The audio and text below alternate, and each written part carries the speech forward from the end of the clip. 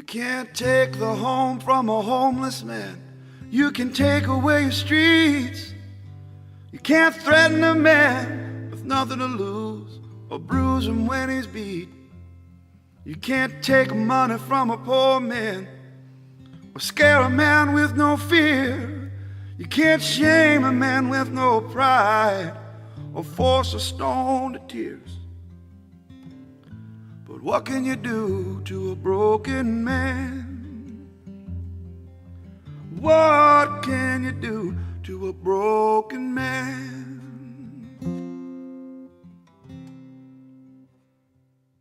You can't cut him in